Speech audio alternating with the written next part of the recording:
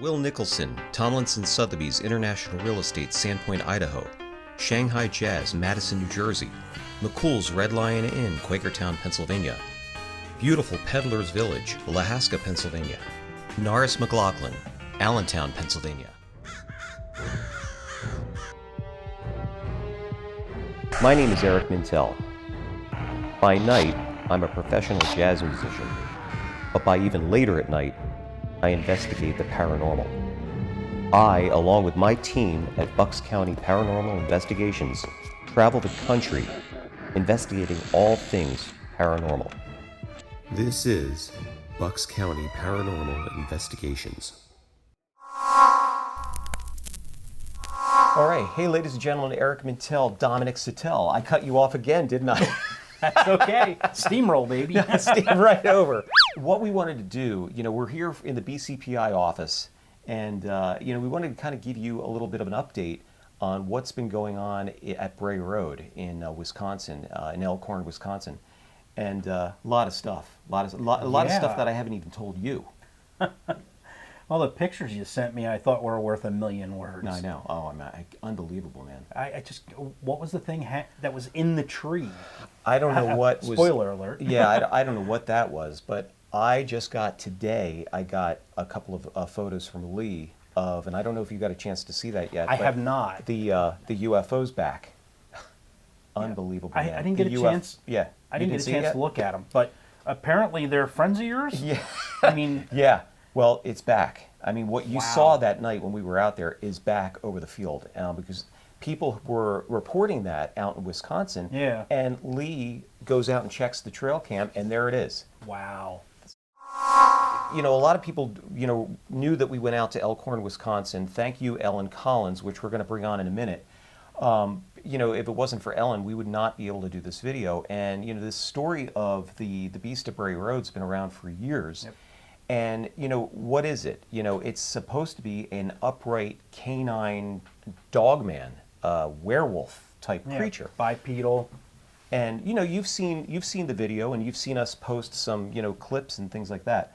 But I mean, we thought we were going to go out there and, and hear a great story. We didn't really expect to encounter anything, but no, we did.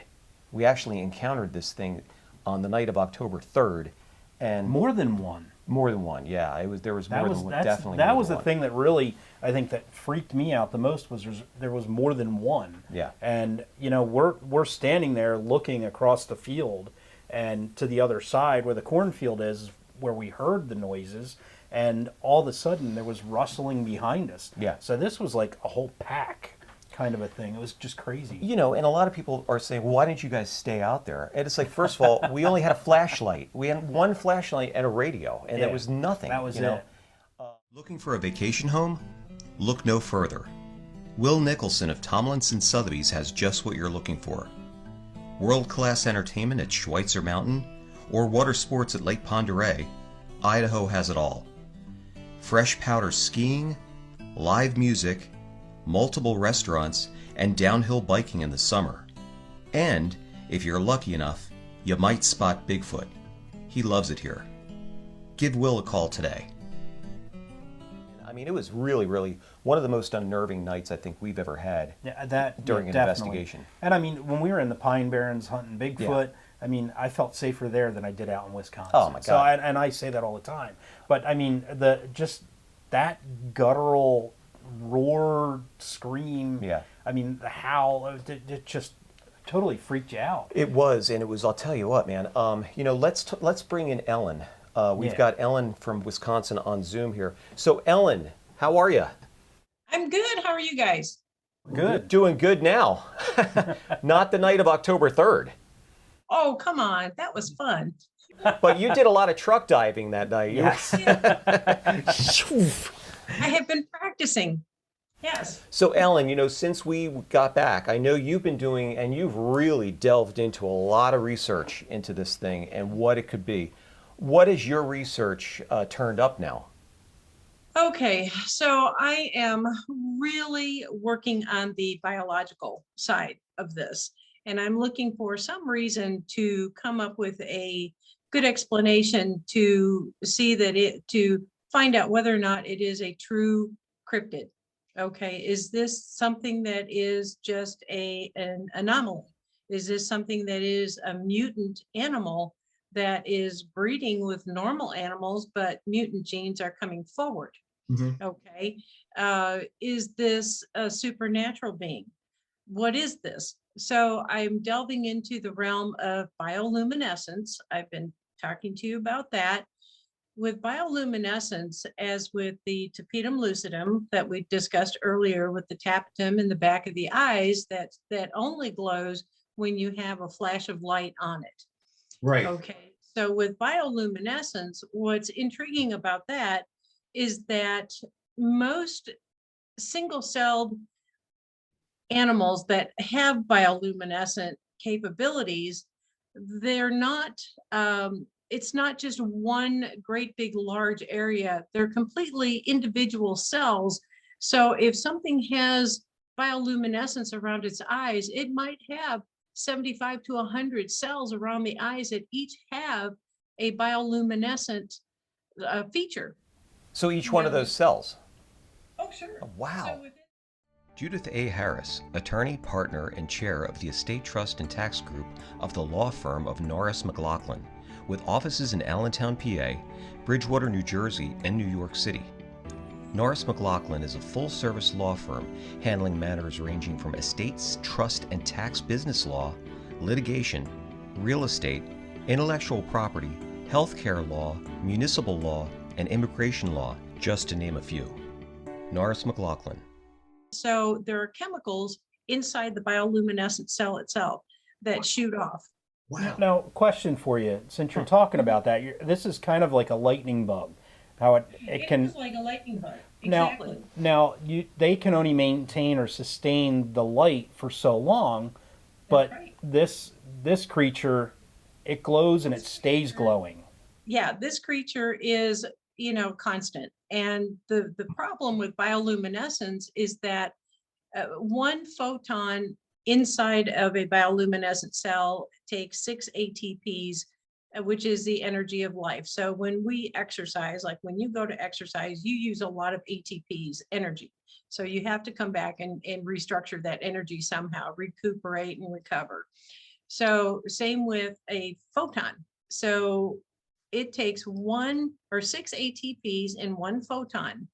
With one flash of a bioluminescent light, it takes 60 billion to 600 billion photons for one of those to go off. Wow. Wow. So in order for it to have that much light, that is using a phenomenal amount of energy. So for something to be strobing constantly, it has to have an electrical source beyond compare. Wow. It just has to be. And the only thing that I've been reading in my research is that there's nothing that compares to it, actually.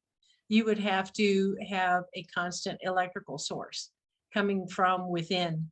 Well, that was what Lee was talking about. We're going to bring Lee on in a minute here on the phone. But that's what Lee was talking about. When he saw this, it was like internally, he felt like it was internally generated because he didn't have any light source. Right. And the only way you can have something like that that's internally generated is if you have a supernatural being, if you have something that is just not of this world, something that has something that has a real connection to an electrical source. It has to be supercharged. Let's talk to Lee, because there's something else I didn't tell you guys. He's had a lot more activity going on since we left, and just in December alone was off the chart. Oh wow. So hold on, let me call Lee right now. In the heart of beautiful Bucks County, you'll find Peddler's Village, a village of shopping and dining, a village of family fun,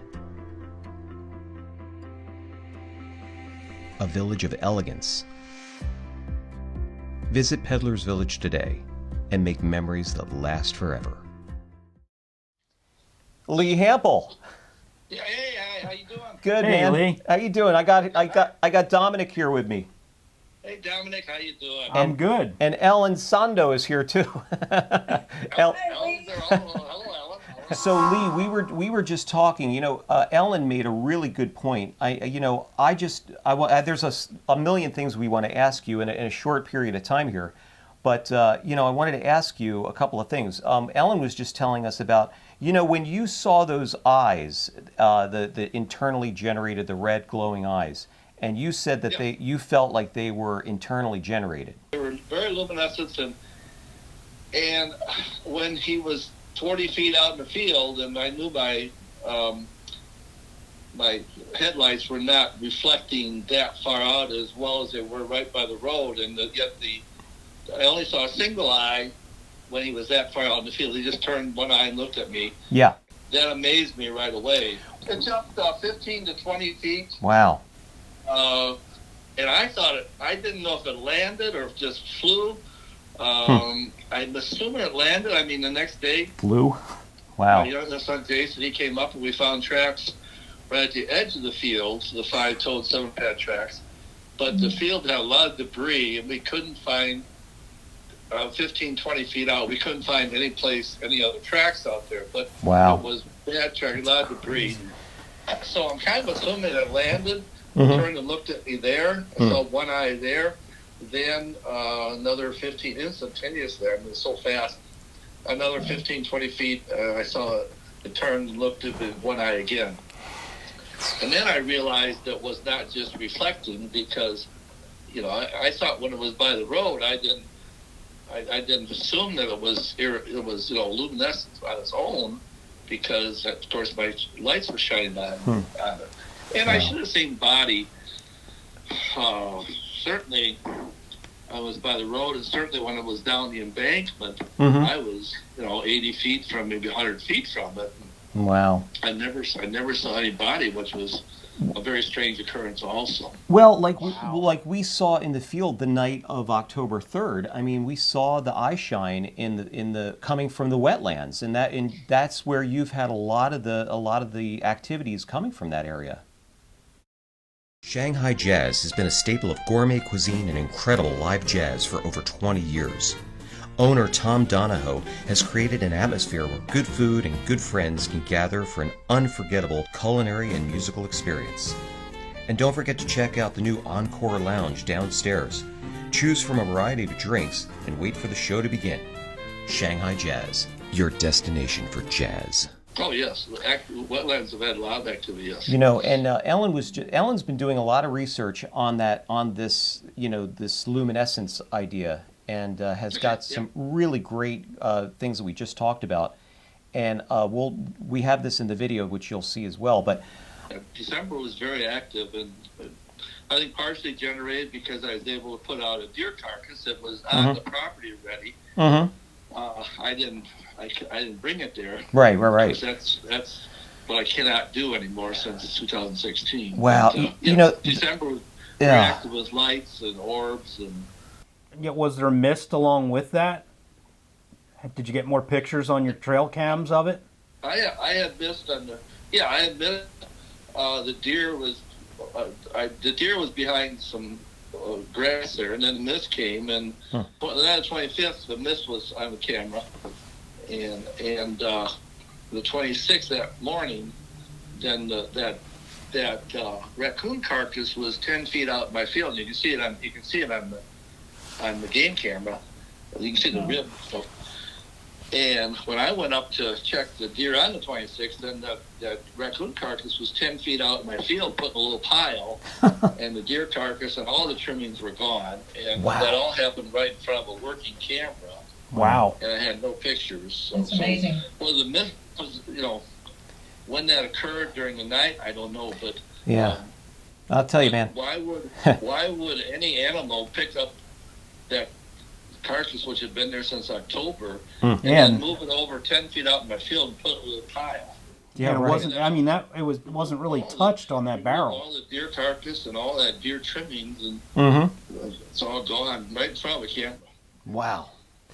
I think everything that's going on out there is just, really just be safe out there. We worry about you. Really. It's like I know you could take care of yourself, but But we're coming back at you in April, and we're going to have a great time, and we're going to really kind of dive into this a little bit more. We're going to be a little bit more prepared this time, and we have a couple of theories, Lee, and when we get out there, we're going to test our theories, and we're going to see. I'll talk to you beforehand, but I don't want to give it away too much on the video right now because we're doing this video for everybody. But you know, I really, really appreciate all of your help on this and your openness and the access to the farm and just to your research and your photos. I mean, are incredible, and I know there's photos that we haven't even seen that you're not really showing anybody, and rightly so. There's some large number you haven't seen. Oh, I know, and I mean, I can't wait to see them. And I mean, this is just an ongoing mystery that just keeps going. So, well, but listen, I really appreciate your time, man. We'll see you in April, okay? And if you're bowling tonight, man, knock 'em dead. I am bowling tonight. All right, bowl an 800 tonight, man. That would be cool. I didn't start bowling until I was 65, so I was old when I started. You're just a kid, man. All right, okay. Hey, you guys take care. Yeah. And stay safe too. We got a lot more. We got a lot of work to do on this case, so we can't wait to come out and see you again. Sure. Yeah. Sure. All right, man. Well, listen. Have a great. You guys take care. Absolutely. You too, Lee. Good talk with you, Lee. Have a great night. Say hi to your brother. You too. Thank you so much. You guys too. Take care. Yeah. Bye bye. Bye bye. Bye-bye.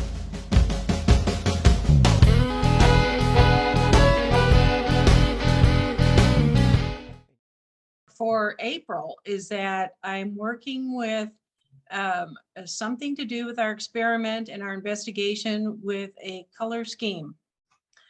So I understand that wolves and werewolves and any type of an animal creature like that has an affinity for certain colors. So I won't say which ones. Okay. It's going to be a surprise for the video, but this should prove pretty interesting, because if we do have a creature that is part wolf, part canine, something that is, you know, bipedal, but is of a wolf-like nature, this is going to prove pretty positive for the experiment. Cool. Oh, so this is kind of like a red cape and a bull. Toro. Wait, I think Dominic does that, you know. He was a bullfighter. Well, listen, I can't wait to get out there. And again, thank you so much. This is going to be so much fun. This is going to be a lot of fun. And we joke around a little bit, but this is a serious investigation. But you've got to joke around. You've got to have a little bit of, you know, the fear factor's there. Believe me. You know.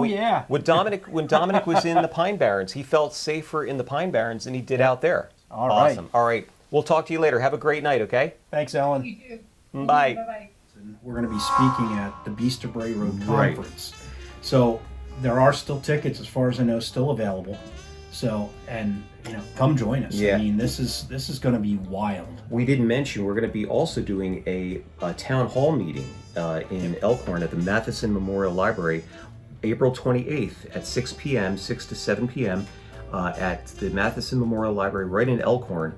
And we're going to be holding a town hall, and you know, we're going to try to get witnesses. And there's been a lot of people that have seen this creature, so we want to invite and really encourage those people to come up and tell their story. So for the folks out in Wisconsin, come on out. It's going to be on April 28th, Thursday, April 28th. And like Dom just said, we're going to be speaking at the Beast of Bray Road Conference April 30th on that Saturday. And then on May 1st is when we're doing our investigation. Oh yeah. In Lee Hampel's hayfield. You know, the nerves are starting a little bit now, but you know what? It's getting closer every day. Yeah, and so we're going to keep giving you full reports on what's going on, and then we're going to be videotaping everything that night as well. We'll definitely give you guys a full report, but thank you for joining us, and have a great night, everybody. Have a good one. It's coming from over that way. Oh, shit. Dog. Uh-oh. Like,